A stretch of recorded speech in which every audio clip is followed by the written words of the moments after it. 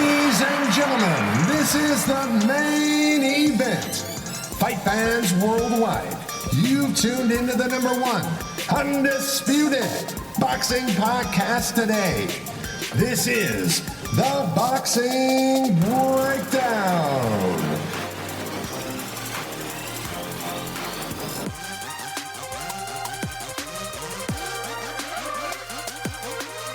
Now, your heavy-handed, hard-hitting host, Mark Roxey.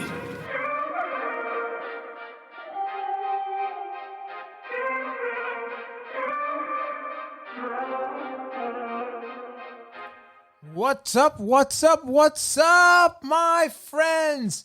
Welcome to another episode of the Boxing Breakdown, and I'm your host, Mark Roxey. Super pumped that you're here again today. And as usual, we've got an absolutely outstanding program. And we have the gentleman, Ray McCline, who will be on the program today. And he is just an outstanding human being and someone that I am delighted to bring to you. And also delighted to have him share all the different things, all the different aspects of the boxing business that he involves himself in. It's quite miraculous. It's really inspiring, and he's a great friend, and I'm just delighted to have him on the program today. So let me tell you a little bit about Ray McCline. All right, I'll keep it short, and we'll get right into the program, but Ray McCline has over 30 years of experience in the boxing business. He's the CEO of a company by the name of New Vision Consulting Group, LLC. Okay. And then Ray McCline brings over, all those years of skill, business development, ranging from promotions and marketing, sales, event planning, and management across a variety of sectors, most notably sports and entertainment. He also has an extensive background in real estate and travel and tourism, working with groups to bring them through on tours, and spends lots of his time in Atlantic City. That's his hub and where he does a lot of work. He's very connected there in Atlantic City, and Ray connects people and opportunities by utilizing his vast database of private and political contacts to enhance opportunities for success pretty much in any business environment. I just wanted him on the program because I wanted to really chop up his involvement in the sport of boxing, just to kind of give you guys, a little insight into how certain power players in the sport operate and how, what they're involved in the back. I think it'd be very interesting for you to hear that, right? So Ray McCline, again, 30 years in the boxing business. He's worked in a variety of roles. He's worked in roles as, in the promotion end. He's worked in the marketing end, business advisement, and as a boxing trainer. So he knows from the ground up. He knows this business, man. And he, as an assistant and a head coach, Mr. McCline was afforded and blessed with the opportunity to travel to various countries around the world with many elite athletes who have been featured on ABC, ESPN, the former HBO, Showtime, and a variety of pay-per-view television programs. He's just, and even, currently he's just so involved in Atlantic City boxing and what's going on over there. So we're going to chop that up today. A few of his boxers, some of the boxers that he's trained includes 5-time world champion, 2012 International Boxing Hall of Fame inductee, Virgil Hill. He's worked with former heavyweight champion Ray the Merciless Mercer, former world champion Tracy Harris Patterson, Mighty Mike Arenautis, Kevin Killer Watts, John Brown. Okay, here we go. I'm going to just run these names down, right? Dennis Allen, Corey Radar, Benny Amparo, Brian Nielsen, Jaywan Woods, Anthony Juice Young, John Lennox, Dan Murray. What's up, Dan Murray? And Thomas Cornflake Lamanna, who, by the way, we recently had on the program. You can go and check out that previous episode of the Boxing Breakdown. He's worked with over 18 world champion title fights. In 2012, he was voted by the Atlantic City Press as the Trainer of the Year. In 2015, he was honored with basically the city of the Atlantic City. There was a resolution passed for him, naming him as the boxing ambassador for the city. So that I got that straight right there. And man, the guy is a visionary, confidant, a leader. He has strategically positioned his company to work with various organizations, business leaders, and government officials. This guy is on fire. He's got a wealth of knowledge. We're going to get into it. And ladies and gentlemen, without further ado, I'd like to welcome into the studio Mr. Ray McCline. What's up? What's up? What's up, Ray? Hey, how you doing there, Mark? I'm good, my friend. I'm good. How are you, Mr. Ray McCline? All is well. All is well. In the house, for sure. How are you doing? All is well, considering. I mean, this has been a interesting year. I guess that's probably an understatement. But within it all, everything is going well. Family's well and healthy. Just kind of been laying in the cut, just kind of, recalibrating and preparing for, what's going to be new in 2021 and just kind of getting ready to come back out, emerge out of this here pandemic that we're in and just kind of get back to some form of normalcy, in the boxing community, but also in business and family and friends and all. So just kind of, just laying back, but, really anxious to get back out there as well. Oh, yeah, I bet. I mean, you, like many of the listeners and many of the guests that I've had on recently, everybody's just really looking forward to a nice start in 2021 and hopefully an opportunity to really prosper and make things happen. I know in the boxing community, specifically, it's been really, really hard for fighters. I just had a Abraham Supernova on the program this past week, and he talked a lot about how the training, because he just fought in the bubble, and actually he fought in the bubble in June, so it wasn't just.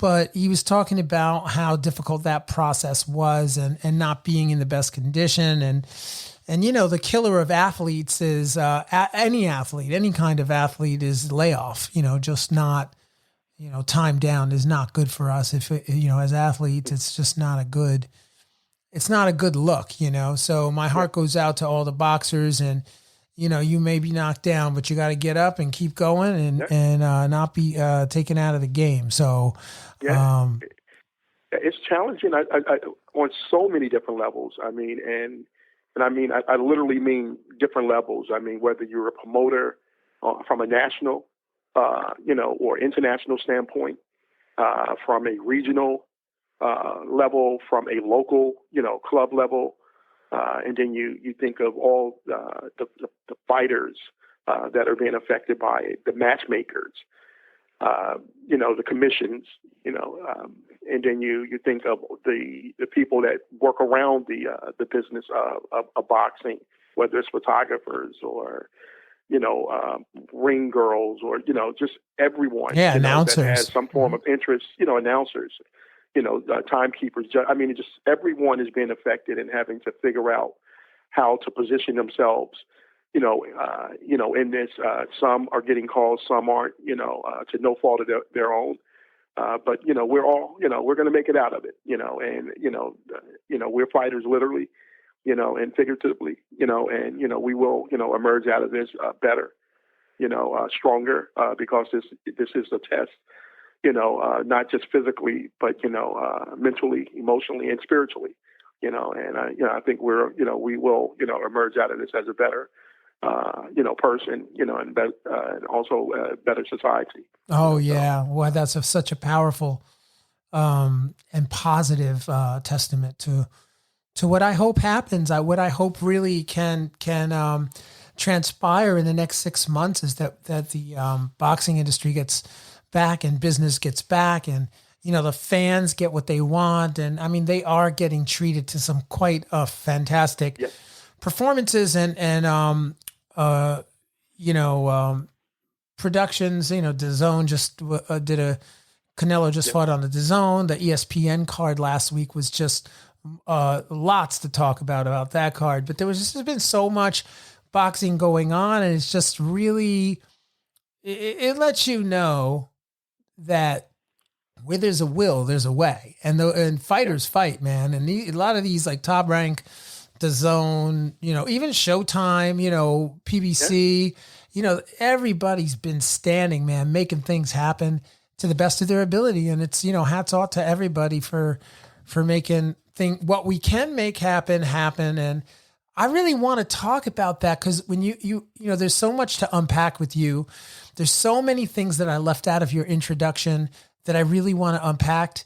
And one of them, the first thing I really want to talk to you about is the ACBHOF. Now, most people may not know it by that acronym, but I am talking about the one and only Atlantic City Boxing Hall of Fame, which you are a major player with. And I'd love it if you could just share with the listeners, what is it that you do with the Atlantic City Boxing Hall of Fame? Well, actually, I'm the president, current president and founder of the Atlantic City Boxing Hall of Fame. Established it in 2014. We've just last 2019, we did our fourth annual Atlantic City Boxing Hall of Fame induction weekend, and it was an incredible weekend where we got to honor and acknowledge the history, and just unbelievable work ethic and just dedication of so many various fighters and boxing personalities, whether it's promoters or matchmakers or publicists or just ring announcers. We try to cover commission. We try to cover all the bases of those that helped establish Atlantic City as one of the premier boxing destinations in the world, and at one point, for sure, Atlantic City was recognized as the boxing mecca, during the mid '80s into the late '90s and probably 2000, mid 2000s. We won the premier destination. So we try to honor and again and highlight and show homage to all of those that help give Atlantic City that type of historical presence around the world. So we started it in 2014. It was something that actually a lot of people probably don't know this part of the story, but for me, it actually kind of was birthed at the New Jersey Boxing Hall of Fame in 2012. I was there with one of the fighters that I worked with. Virgil Hill was being inducted in 2012, and I went up. I was one of his trainers for many years, and we were there to show support to him while he was being inducted. And while I was there, I was just looking at all the people, and it was just showing at that point, it was my naive, understanding of what the New Jersey Boxing Hall of Fame and New Jersey history, was at that time. And it was the first time I had experienced that particular event. And being there, I'm looking at just all the people that were in the ballroom, and I'm trying to figure out why the event wasn't taking place in Atlantic City. I was thinking, all these fights, a lot of the fighters that were being honored, or people that were being honored, were, had participated in Atlantic City at some point. And I'm like, man, this would be such a great event to do in Atlantic City at one of the casinos. and not knowing the history of the New Jersey Boxing Hall of Fame and Henry Ascup. I heard the name, but I just didn't know as much as I know now. And but it was like about a 2.5 hour drive from Atlantic City up to Garfield. And, we left about 3 in the afternoon, didn't get back home until like 2 in the morning. And I'm like, man, we should, I wish we would have did this event there. All these people would have been there, and they had over 600 people attending the dinner already. But I'm just thinking, man, we would have had all these people there. And so from that point on, I just start thinking about, well, why can't we do something similar to that here in Atlantic City? And as I was thinking about that, the current mayor at the time, I think it was Mayor Lorenzo Langford, and another committee group that he had was putting together an event called the All-Star Gala weekend. And it was, a lot of different things happening around the city, and they had boxing as a component to it. And part of that programming, they were acknowledging a lot of the fighters that took place and, personalities that had something to do with Atlantic City being recognized. And, just kind of let me know that I was thinking the right thing. But, that event took place, I think, 2 years straight, 2012, 2013. Wow. And I kept saying, man, they should be doing the Atlantic City Boxing Hall of Fame. And I just didn't understand why no one was saying that aspect of it. And I just started doing my own background and my own research and understanding of Atlantic City's history with boxing. And as I started doing that, I realized Atlantic City's history just didn't take place in the early 80s. It dated back to, the 20s. Oh, sure. Yeah. So, and even earlier than that. And I just started seeing so much of Atlantic City history and just how much wasn't being covered in this modern time. So with that, I just started, writing out the model and thinking it out loud, but also writing it down and actually start putting everything into motion to establish the Atlantic City Boxing Hall of Fame, in which I did in 2014. And it took me from 2014 to put together the infrastructure, build the relationships, add people to the team. I brought one of my business partners at the time into it with me, right, to help with some of the administrative aspects of it and modeling it out. We did our first event, and I say we because it's not just me. I mean, I sometimes recognize, in a lot more than I probably would like to be in it, but it takes a team, and I have a lot of people that volunteer their time and energy and services, and those that are with me, that have been with me from day one. Who are some of the people? Who are some of the people that are some of the people that you work with that also are involved in the Atlantic City Boxing Hall of Fame? And I'm glad you asked. So as you get to talking, sometime I talk in generalize sometime and not actually as specific as I should be with some of the names. Rod Green, who serves as vice president of the Atlantic City Boxing Hall of Fame, who's he's very instrumental in a lot that I do as far as helping structure things out and strategize and plan through. And then also Angela Crockett, she is communication director for me, and she handles a lot of the aspects of just our press and communications with the inductees and establishing the relationships leading up to the weekend. And she's just like my right hand.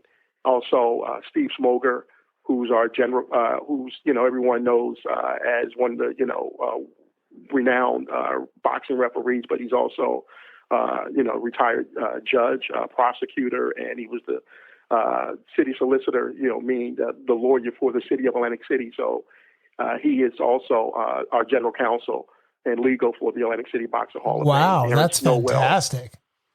Who's boxing trainer of champions. He's a consultant to me. Rob Scott, who works with the international. I mean, he works with the International Boxing Federation, where he's an inspector. So he's a local guy that works down here, Roxanne Passarella, who's a business owner and operator of hotel properties down here. So I have a core group of people. Which, by the way, Samad Haq, who I can't miss out as well, is another, close confidant, to me as well, and Jay Torres, who handles all of our graphics and websites. Right. And he does all of our merchandising, and he is just someone that I lean on for so much of our creativity. So there's a lot of people, and hopefully I'm not missing any names. Yeah, well, they'll come to you. They'll ring up in your head. But, I mean, it sounds like you just got like a really nice fire team. I mean, some of the people you just mentioned, when I think of those are like really, really great people in the industry that, and like you said, Samad is, I just love Samad, of course. Shout out Samad Haq. I mean, I just love that guy. I mean, he's just an amazing human being and a Renaissance man in every possible way. Yes. And, the hotel that you mentioned, well, you didn't mention the name of the hotel, but certainly Roxanne's hotel is run immaculately, and it's just an absolutely beautiful, beautiful facility. Do we want to shout that out? Yes, without question. Fantasy Resorts, which is the flagship property in Atlantic City, which is in the Bay area of Atlantic City, and then they have a boardwalk property, which is the Atlantic Palace, which is another great property, and then they have one over the bridge in Brigantine, the La Samana. And also those are great properties. So just as I would love if anyone's listening, if you're looking to stay in Atlantic City, definitely look those properties out, as well as the Claridge Hotel, which we host our event at. Right. We've hosted our event the last 4 years. Then they've been great partners with us as well. So we have a lot of buy-in from the city of Atlantic City and various stakeholders. I mean, I would expect that. I would expect that, and I will say that the hotel property, the properties that Roxanne manages is just, you go to Atlantic City, you're not quite sure where you're going. You don't know what it's going to be like. You've heard stories about old Atlantic City, blah, blah, blah. But these hotels, they're run really nice. And the staff is really on point. And I can't say enough about them as well, because I actually have been there. I've been there for a bunch of we've stayed there. Yeah. They've hosted fights, and it's just a really, really outstanding property, like you say. So good. I'm glad we could shout her out, because she certainly is, an unsung hero a lot of the time. She doesn't get the credit of for all that she does. And Mark, with that, I definitely like to even add, if you don't mind, with Roxanne, whole staff has, become family, to me personally, but also to the Atlantic City Boxing Hall of Fame. And they have been partners with us from, literally from day one. And I was introduced to her through a mutual friend. And when I tell you from day one, she was, she came in and said, "Hey, look, I want to be a part of this." And she has, and her team has just been unbelievable to the Atlantic City Boxing Hall of Fame. Wow. And they have allowed us to grow. We made some mistakes here and there, but they never once said, "No, we don't want to be a part of it." They've actually expanded, and they've helped out when we've done events that weren't the Atlantic City Boxing Hall of Fame events per se, but they were just boxing shows. She's been a host to help some of the promoters with additional rooms, and even off-site when Golden Boy came in, and we did a show with Golden Boy and Evander Holyfield Promotions. They accommodated those events with their rooms. Wow. So they've been unbelievable. Yeah, no, for sure. And so listen, let's get into, because you had mentioned earlier on in the conversation about the annual events. So what's going on this year with the Boxing Hall of Fame? Well, like everyone, we had to postpone it or cancel, I should say, the 2020 event, in which we normally will host. We would have hosted it in June of 2020. And, we weren't able to do that because of COVID, but we are planning now for our event to take place in 2021, summer 2021. That's what's we up. have the date, already locked in. We just haven't announced it publicly yet because we kind of want to get through some of the months that we still have with what's going on with COVID. But we're pretty confident that we're going to be able to do it late summer. So we don't know 2021. We don't know exactly what month it's going to be held though yet. No, right? we do have the month. As actually, it's going to be in August. I just publicly, I don't want to make announce the actual weekend just yet until we are, through some of the things that we're looking to get through with the state. And for sure. Once they give us the clear on events and all, we will get that information out there. So I know you have already selected some, maybe not all of the inductees. Do you want to speak a little bit about who you're inducting? Because there's some exciting names on the list of inductees. Yes, I am excited about this year, and because not only will we be honoring the class of 2020, which had great fighters like Roy Jones Jr. and Riddick Bowe and Pernell Whitaker, and also Al Ice Cole and Calvin Silky Grove and Tony Thornton. We are also in Ernest Bing, who was a local fighter here in Atlantic City, and some of the other personalities, Al Bernstein and Steve Weisfeld and Marad Mohammed, and I am probably even Mark Abrams, publishers, and so many other people. Ron Katz, boxing matchmaker. And I'm probably missing a few names there as well. But, with that, we are also going to be we announced it, that our 2021 class, which is being led by the great Felix Trinidad, Yes, and Trinidad. We're really excited about Trinidad being included in this year. You're lucky I don't have any salsa music right now, because I play that right now because you just got me super pumped up. Felix Trinidad, that is huge. Yeah, we're excited, about that, and definitely want to speak more about him, along with the, Kelly Pavlik, Kelly the Ghost Pavlik, Simon Brown, who a lot of people don't know was in the early '80s, world champion, welterweight world champion and all, but he was like one of the early '80s. He was part of the Tuesday night fights at the Tropicana, so he made his career here in Atlantic City, where he would come in from Washington, D.C. area, and and fight a lot here in Atlantic City. So we're excited to be able to acknowledge and honor him, along with Ivan Mighty Robertson, who had two memorable fights in Atlantic City against the great and legendary Arturo Gatti. God rest his soul. So we're excited about the boxers, but also we're excited about the, special contributors like Nino Del Bono, who's a local ring announcer, but also MC for so many different events, and actor, but also Joey I, who's one of the, top, cut men, in the area. He's been on the program. He's been on the program. Joey I is awesome. He's a major contribution to the boxing scene.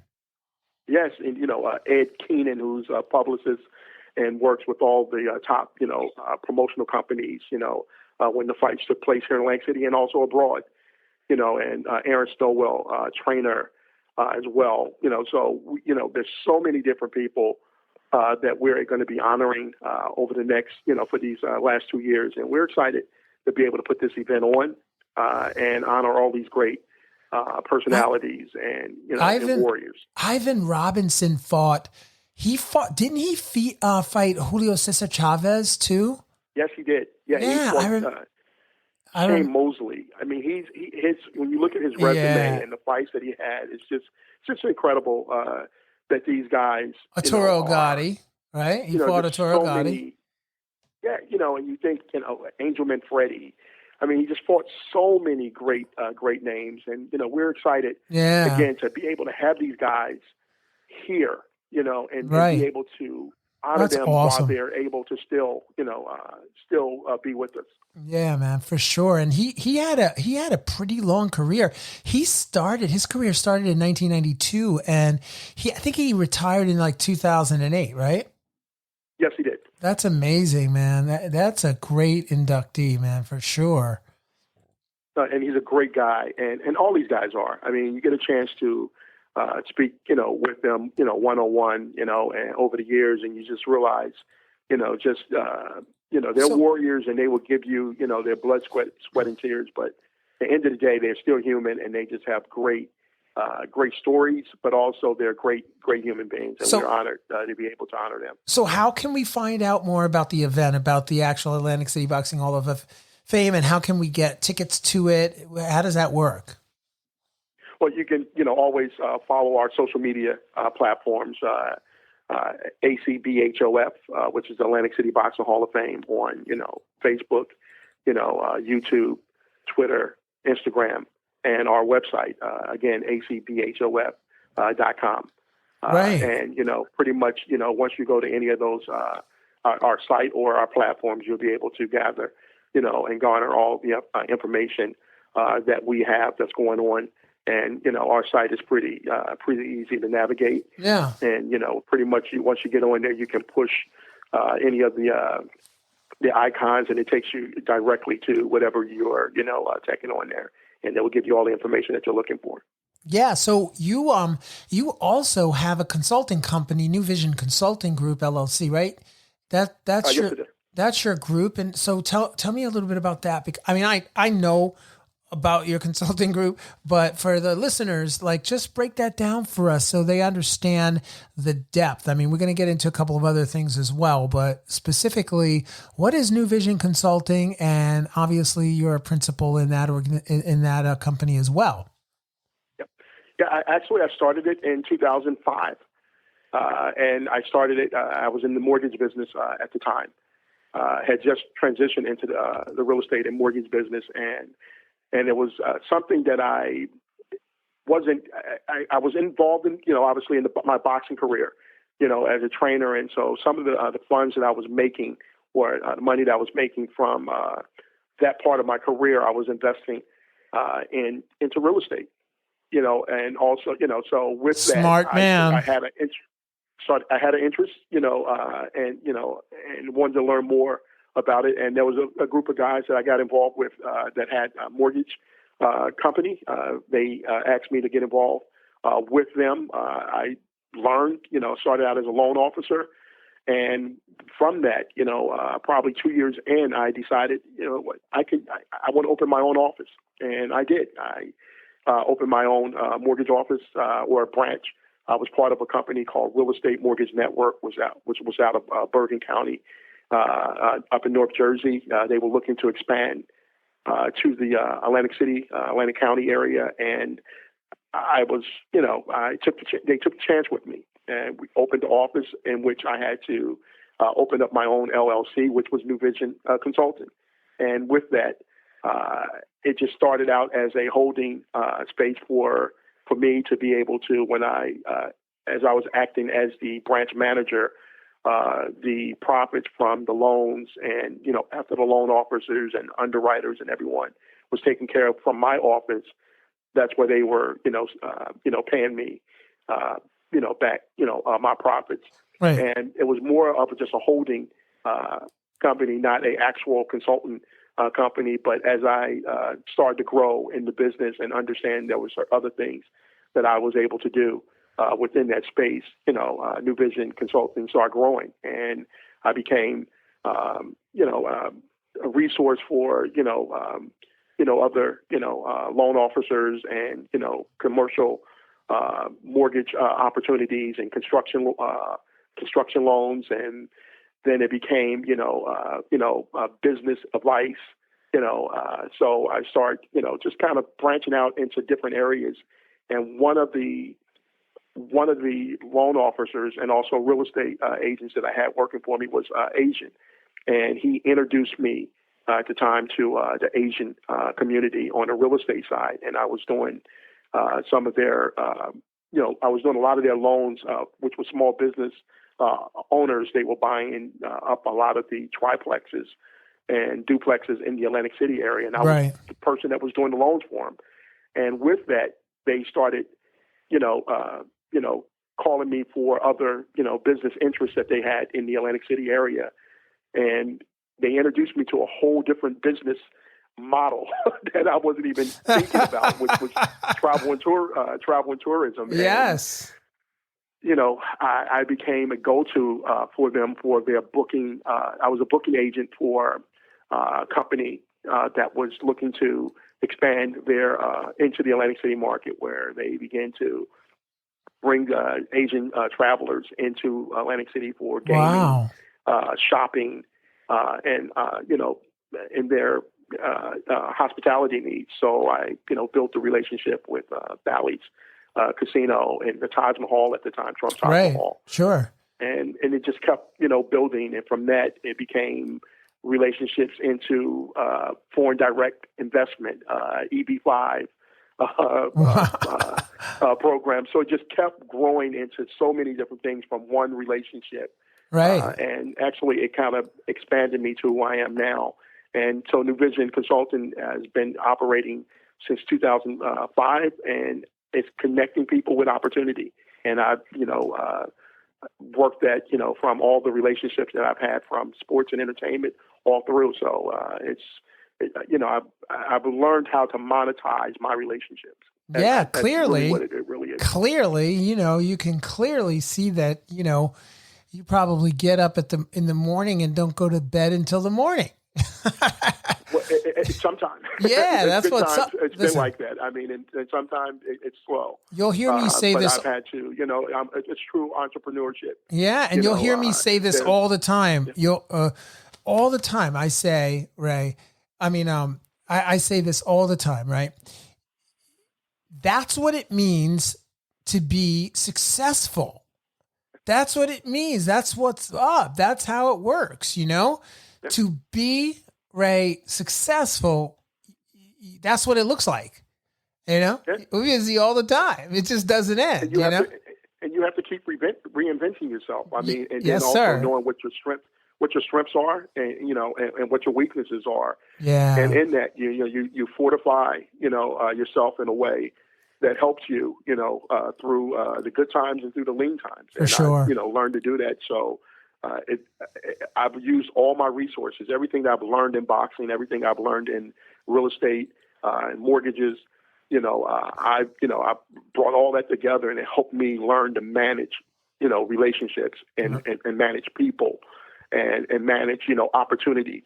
And that's why I say I've learned how to monetize my relationships. So when boxing promoters called and say, "Hey, Ray, we're interested in doing a boxing show in Atlantic City," I was able to bring those skill sets up and say, "Okay, I've built relationships with casinos because of what I was doing in travel and tourism. Right. I've learned how to manage, expectations, or learned how to manage certain things through what I learned in the real estate and mortgage aspect." Right. And so, I bring all those skill sets together, and so when someone would reach out and say, "Hey, look, we're interested in doing this in the city," I was able to call relationships, whether it was in the business community, whether it was in the municipal aspect, or government, right? Or and just in the boxing or entertainment, and I was able to bring those resources together, and it helps me to this day.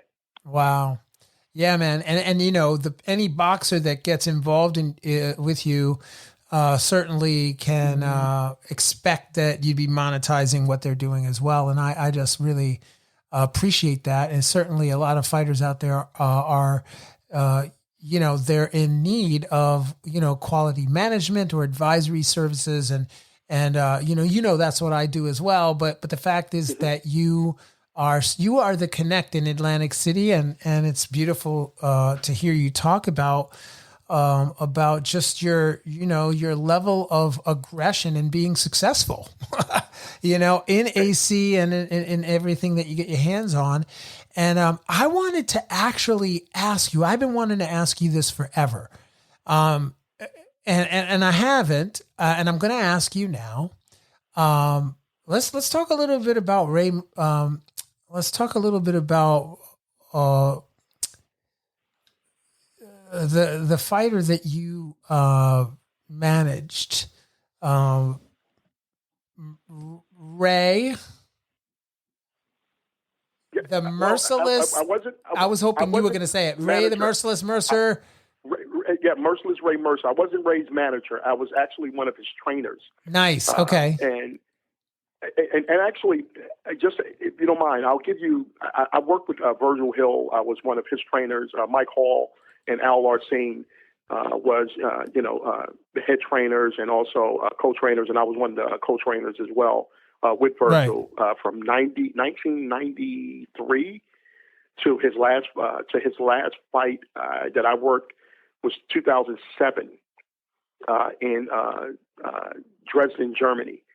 So from 93 to 2007, I was with Virgil. Probably 2 or 3 fights in there. I probably didn't work. I'm thinking 2 or 3 fights, maybe 3 that I didn't work from 93 to 2007 with him. And we're still great friends to this day. Ray Mercer, I was able to work with him for about 5 fights, I think 4 or 5 fights. One of those fights with him when he fought Vitaly Klitschko on HBO at the Taj Mahal in Atlantic City. So that was about 3 and a half years, 3 years that I worked with Ray as well. And it was right after his Lennox Lewis fight.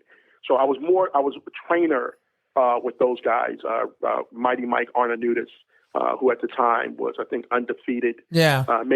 May have one loss or one draw or something at the time, and worked maybe 5 fights with him as his head trainer, and got him all the way up to his world title fight with I think Jose Torres, I think is the name. I can't remember if I'm saying his name right. But I worked with him, USBA title fights and all. So I've been blessed. I've had opportunities that I look back now and go, wow, a kid from the west side of Chicago west side was able to work with guys that I watched on television and, travel literally around the world and go to places I would never in my wildest dreams think that I would be in, Dresden, Germany, or Copenhagen, Denmark, or Lyon, France, or London, England, and there's so many other places, but, Austria, it's like, who would have ever thought that? And you're doing that with guys that have won, that are multiple world title, champions and Olympic, medalists. Ray Mercer was a gold medalist at the 1988, Olympics. I mean, Virgil Hill, 84, silver medalist. And Tracy Harris Patterson, who was the son of Floyd Patterson. It's like, who would have ever thought that you would work these fights? You watch these guys on television, and I've been blessed. I've really been blessed. For sure. Yeah, man. I mean, that's quite a resume in terms of working with, who's who in boxing. I mean, that's quite a list. I mean, my hands can't type that fast to look those cats up. But you know what, Mark, and I've also worked with a lot of the local fighters in some capacity, whether it was a trainer, or whether it was an advisor. For sure. And I look back now at that as I do this here part of my career, with the Atlantic City Boxing Hall of Fame. But I enjoy those years with some of the younger fighters like Thomas Cornflake Lamano or Anthony Juice Young, Gabby Pham, Dan Murray, and I'm missing a few guys, and I hope they, forgive me. I'm getting a little older, so I may not be able to call all those names, but I really enjoyed, helping those young fighters, establish themselves, in some shape or form, whether it was training or as a consultant or advisor to those guys, and watching them,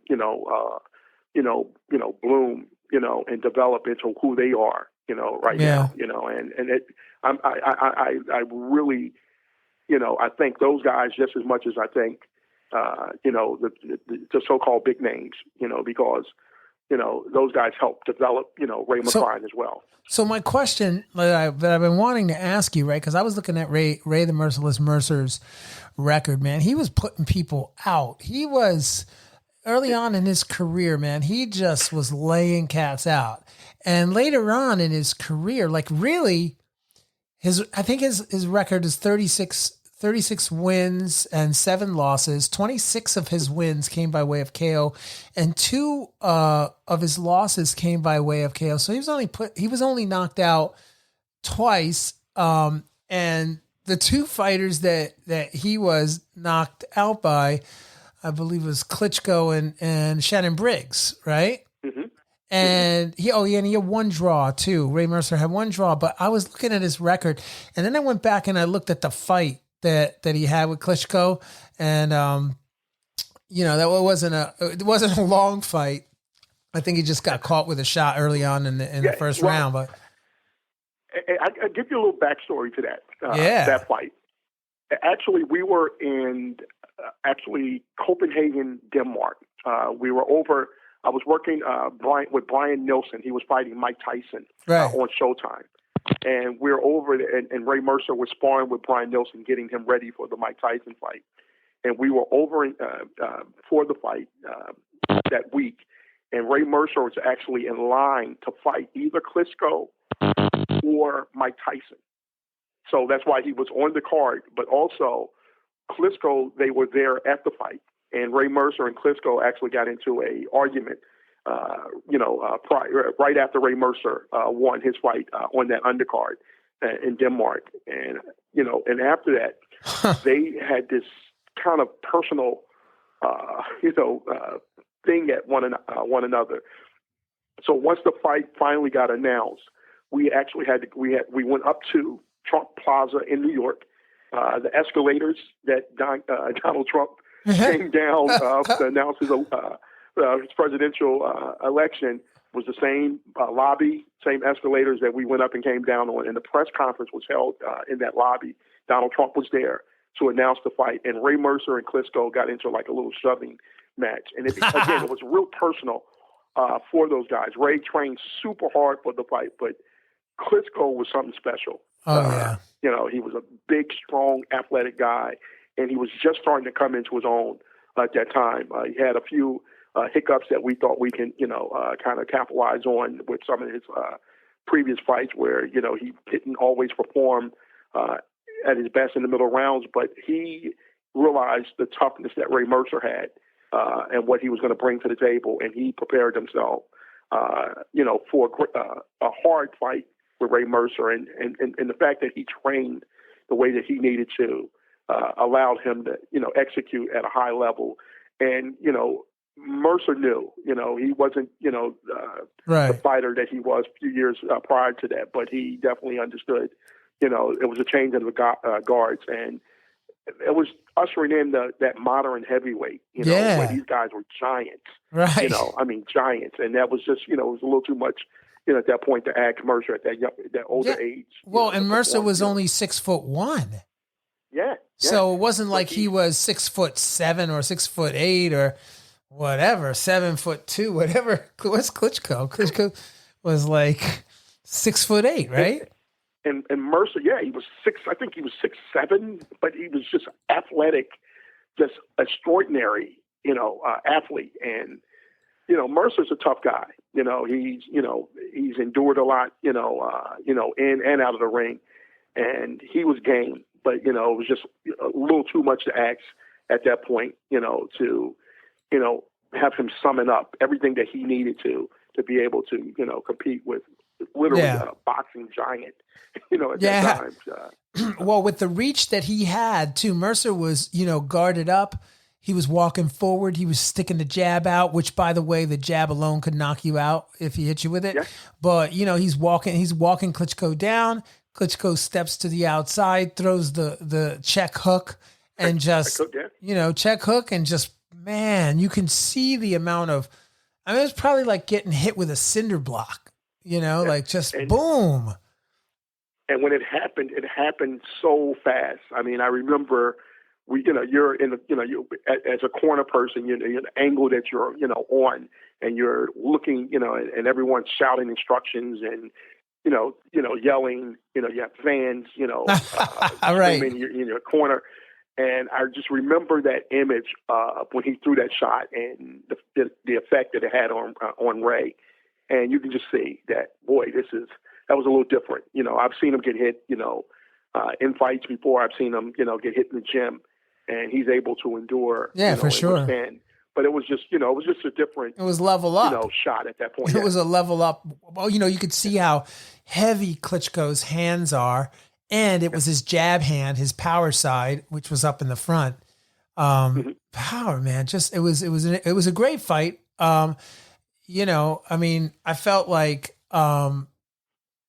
certainly it was a pleasure to watch that fight, to go back, and knowing that I was going to be chatting with you. I wanted to really talk about that because I want to know who you think the best heavyweight in the world is right now. Ooh. Okay.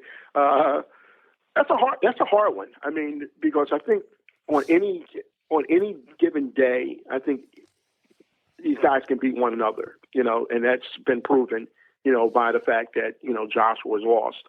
He's been knocked out before. Tyson Fury, has, he's been knocked down, and, a couple times by, Steve Cunningham, right. By, Wilder, and he's endured, some things over his career. And obviously we've seen what happened to Wilder in his fight with Tyson Fury. So I think on any given day, any of these guys can beat the other.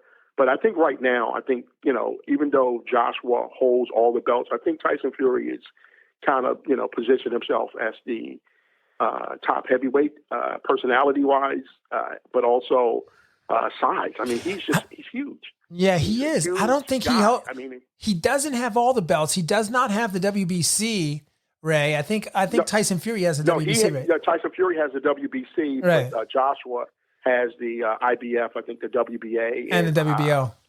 And the WBO, yes. Yeah, right. And IBO as well. So he pretty much has all the, the sanctioning bodies. And, right. And Tyson Fury has the WBC, and he's recognized as the linear heavyweight champion. So, for sure. But I just think he's kind of positioned himself to be that top guy right now. But it would be a great fight, I tell you, to see Joshua and Tyson Fury in it, and I'm hoping that we, as boxing fans, get a chance to see it. I hope we see it in 2021, man. They promised that fight. They keep talking about it, but nothing on paper yet. But that's the fight that everybody wants to see, man. That is the fight. So let's get right to that. Will. Let's pass Alexander Povetkin. Let's get past all those other fights that they're trying to make. Usyk. Usyk, yeah, that's his name, Usyk.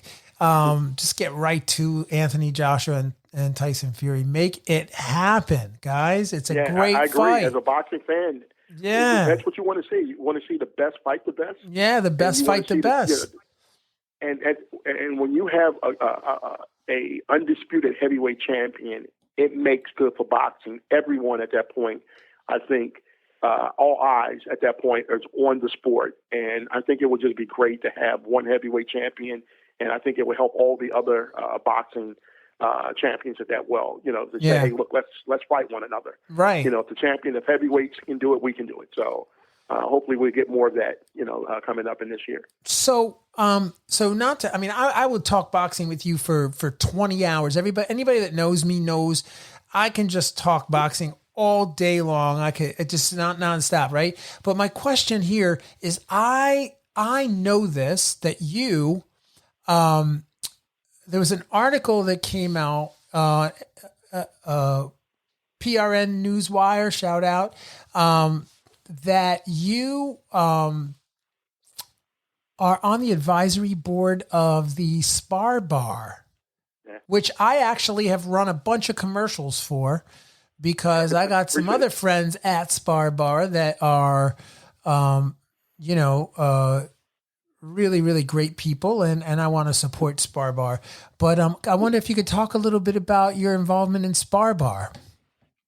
Actually, it started not by chance, but they had a promo that was running on Instagram, and I seen the equipment and seeing the equipment. I was like, wow, this is pretty cool. I would love to, have this be a part of our fan experience at the Atlantic City Boxing Hall of Fame. That was my thought. Oh yeah. And I, just inboxed their Instagram. I sent a direct message to their Instagram page. They responded back, and come to find out, it was the inventor and the owner of SparBar, Jazz Gill. He responded back and said, "Hey, I'm very interested. What can we do?" And we just kind of exchanged a few inboxes, and then we finally exchanged emails and calls. And from that time in 2018 until now, we've become very great, good friends. We talk pretty much every day. He's based in London. We talk, literally pretty much every day for about an hour, as wow. During the course of the day. But we developed a great, friendship and working relationship. And with that, I was able to leverage certain relationships through the Atlantic City Boxing Hall of Fame to help him reach, certain people that he was looking to reach, with the product, to be able to bring, introduce the product to him. And with that, we started, speaking a little more on the business side. And he asked me to be a part of that, and also help identify some of the relationships that can help SparBar have a bigger and a better presence here in the U.S. And that's what I've been doing. So I joined the corporate advisory board last year, and with that, I've helped bring on some personalities and different people that are helping SparBar move forward, and they will be heard from in 2021. Going to be some huge announcements coming up. Do you know we have Roy Jones also? He's on our athletic advisory board. Roxanne Passarella is on the corporate advisory board as well. Amy Zhao, who is the person that she's put Floyd Mayweather's deals together. The event that he did over in Japan a few years ago, she was the one that put that together. She's his consultant for anything Asia. She owns the Floyd Mayweather gym in New York in Times Square. She's also on the advisory board, and she will be playing a more prominent role as well. So it is becoming something that I didn't expect, but I'm so happy that I helped be a part of some of the early stages of this. And now, we're, looking to do some great things, and they have a great team, and they are global. They have some great things that's going to be announced, and I don't want to be premature in saying those now, but for sure, really great things down the road. Well, I can take over from there, my friend, because I've actually used a SparBar, and I have had the fighters that I work with use the SparBar, and the SparBar really is.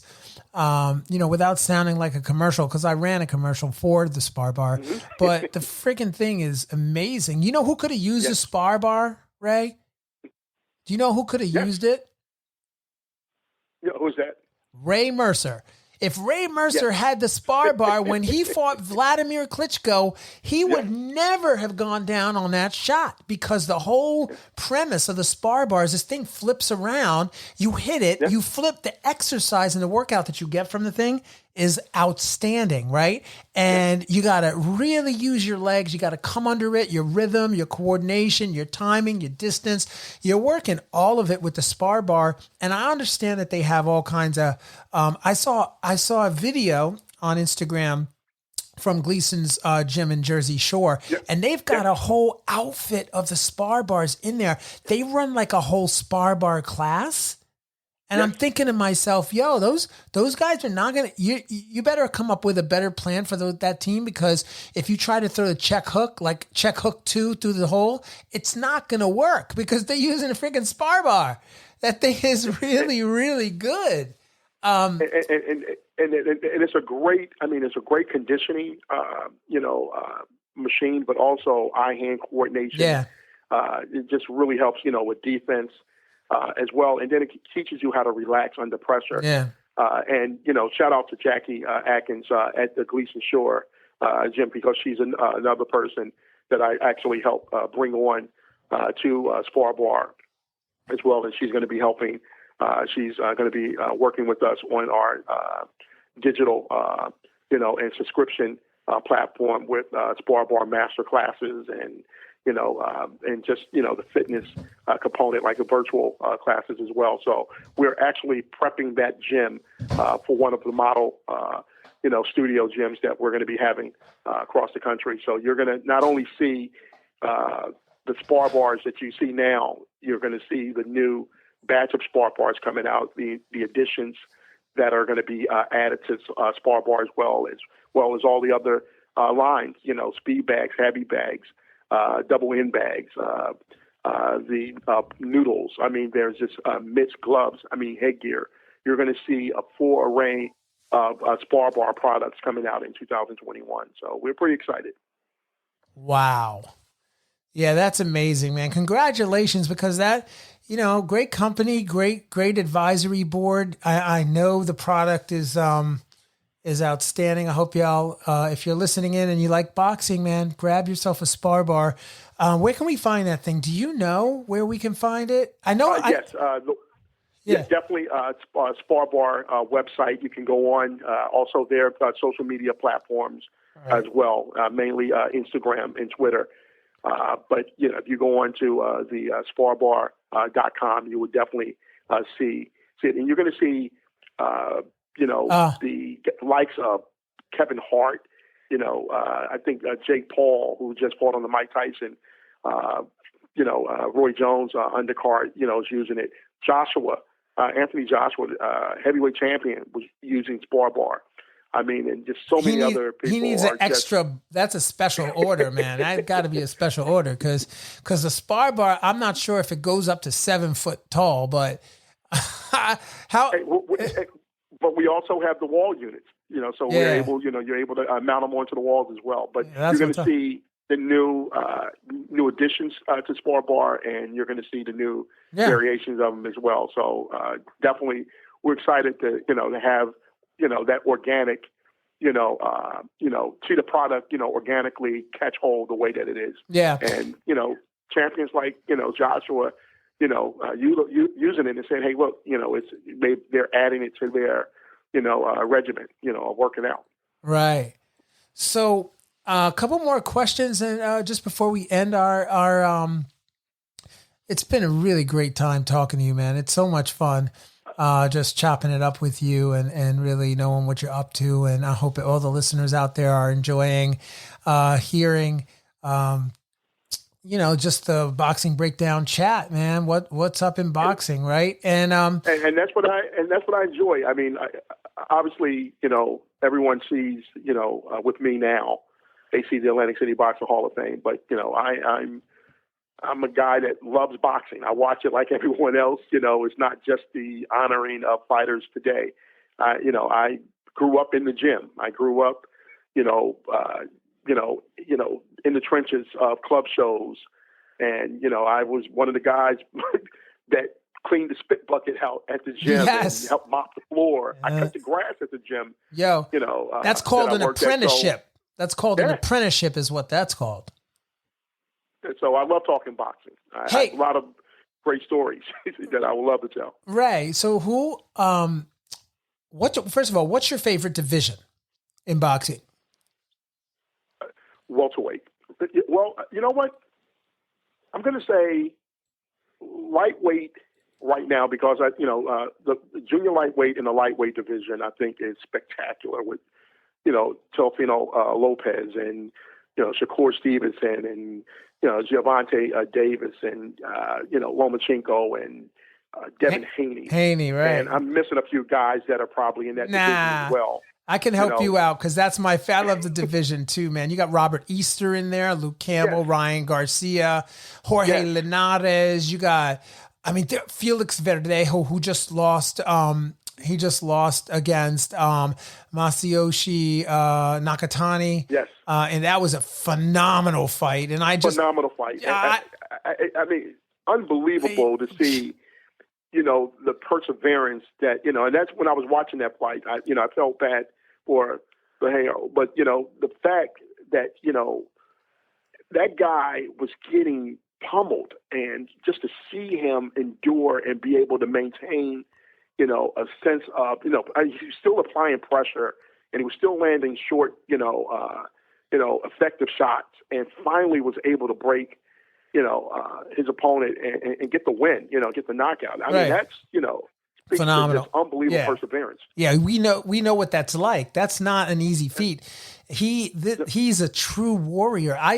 He suffered an orbital bone fracture. Yes. And I think he's going to be out for quite a while, maybe 6 months to a year. I don't really know. I know that they're trying to figure out whether he needs surgery or not. On my last boxing breakdown, I had Harold Hunt, a judge, an official from the South, down South. And he's on a lot of the programs, but he shared with me that he in fact had a broken orbital bone and that he might have to have surgery on it. And if he does, that's pretty significant, Yeah. And that Nakatani, the guy he was ranked 14. He was ranked number 14. Like he's not, he was way up there, but he's ranked number 14.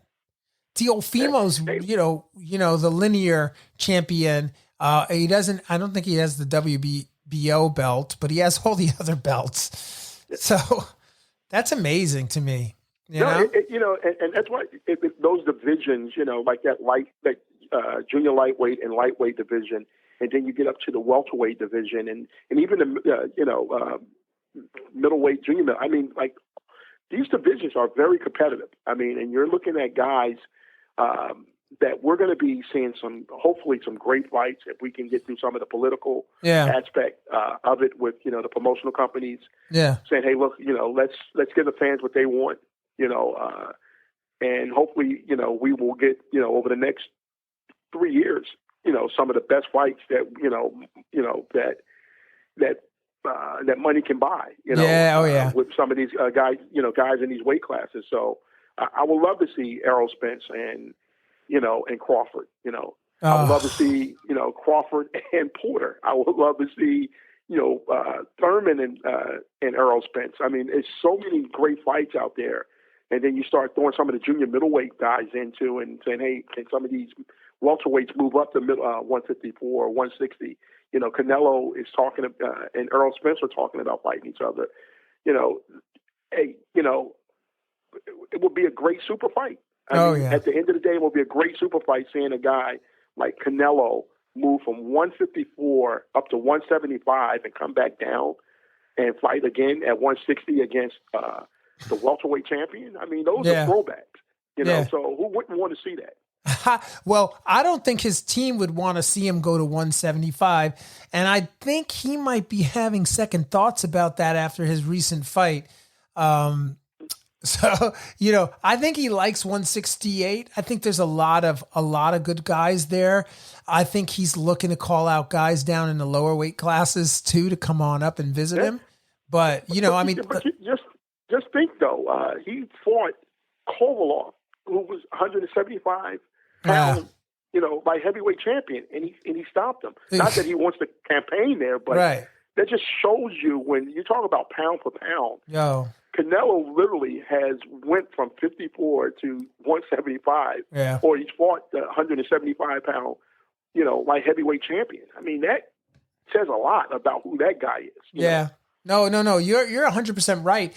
I mean, in some of the divisions, like you just talked about, you got Shakur Stevenson, who's Jersey born and bred, Newark's very own, coming up, and he's going to make, he's the truth. He's going to make a lot of noise, And then you see a kid last night from Camden, Ray Savage. I mean, Raymond Ford, the Savage. I mean, Yeah. that kid is spectacular, and he's in that, in the mix. He's at one, he's a featherweight, but he's still, he's in the mix of those junior lightweights and lightweights. We're going to be seeing him fight those guys. Right. So I mean, it's really just great to see the crop of fighters that we have in this tri-state area. Yeah. And we didn't get a chance to speak about Jaron Enos.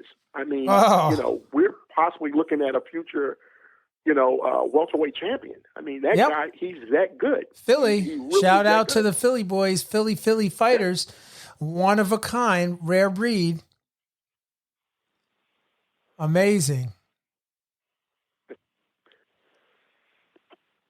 So, we're going to be treated to some great fights over the next few years. So just to be a part of it and see it, from the vantage points that we get to see, as fans, and know a lot of these guys, whether it's the actual fighters or the trainers, their advisors and all, and just really get a chance to just really celebrate these guys. And, for sure. And, cheer them on. Well, listen, this has been just an absolutely fantastic conversation. I am just so enamored in all that you're involved in. And Ray McCline, you are quite a Renaissance man yourself. And I just want to thank you for being on the program. And I hope you have had a great time. Yes, I have. And Mark, I appreciate you. I appreciate the opportunity to get on, to come on your show. I've been a fan. I listen to the interviews, and I'm honored to be on as well, and just to know you as a person as well. We get a chance to talk at various events, and it's just as friends, and colleagues. Just a few weeks ago, we were able to get on and just catch up and talk about family. Yes. It wasn't boxing. Yes. Had nothing to do with any of the things that we do. And, Yes. and I would love for people to get a chance to really know Mark Ross and all the things that you do. Yes. And when you call, you say that I'm a Renaissance man, I mean, if people knew your background, in the industry, from, Yes. dance and the things that you do in your community. I mean, it was like they will really be in awe. So, and those are the things that I like to talk about, Yes. and get on and spend time, with guys like yourself and Samad and our friend and brother Manny Rivera, and those Yes. are, the bonds, the bond that we all have and that we're able to talk outside of Shout out the Hard Hitting world. Promotions for sure. Without question, shout out to Hard Hitting Promotions. Yeah, well, it's been my distinct honor, man, to have you on the program and really capture all that you're involved in. Really, just like share with the Boxing Breakdown fans and listeners, just so they really. I hope this interview has brought you closer to what's going on in Philly and the New Jersey, Atlantic City area. Ray McCline is what's up. And I hope if you guys need any advice or you're looking to make the right connections, you can find him on social media, as he said before. I think it's just like Ray McCline. You just search up Ray McCline and it'll pop up, man. And you can just hit him with a message if you're looking to do some business out in the Atlantic City area or whatever. I hope that happens, man. We all more is more, and we all have to support each other in this boxing thing. We have to make sure that we all rise, because when we rise, the sport rises and the industry rises, and that's what's up, Without question. And that's, hey, look, and I think coming out of 2020 and going into 2021, I think my thought and my feel and my hope, I should say, is that we're all able to kind of put, past grievances and, past differences, behind us and look at what we can collectively do together, because it was taken away from us so abruptly, in a way. And now you look back and you go, man, I appreciate the things that I was able to do, but it was taken away from me in such, an abrupt manner. Now, when I get a chance to do this, do I want to be selfish in that lane? Exactly. And the answer hopefully will be no. And that's, and hopefully we're able all to come together and be able to work together. And, my doors are open, and For anything sure. that I can do to help, Yeah. I'm definitely going to be able to do that, do that to help, those that are, whether it's here in Atlantic City or abroad, Yes. I definitely will lend my time. And my friends, that ends another episode of the Boxing Breakdown. And, you can find us on Facebook. You can find us on Instagram and LinkedIn and all of the social apps at the Boxing Breakdown. Please share the podcast. Invite others to join in on it. It's just going to be a podcast. When I'm done with this podcast, it's going to really encapsulate everything that boxing is about. And you, my friends, are a part of it. So with that, I'd like to wish you peace, love, and happiness. I hope you all have a very happy holiday season. And with that, catch you on the other side. Boxing Breakdown, and we are out. Fight fans, join host Mark Roxey and special guests as they break down all aspects of the boxing world, including news, business, management, training, promotions, fan reactions, upcoming events, matchups, future boxing stars, title fights, the state of the boxing world, and all the stuff you don't see when you watch boxing. This podcast is released each week on Thursday at 8 p.m. Eastern Standard Time. Live streamed on YouTube, Instagram, and Facebook Live. It's the Boxing Breakdown, hosted by Mark Roxey.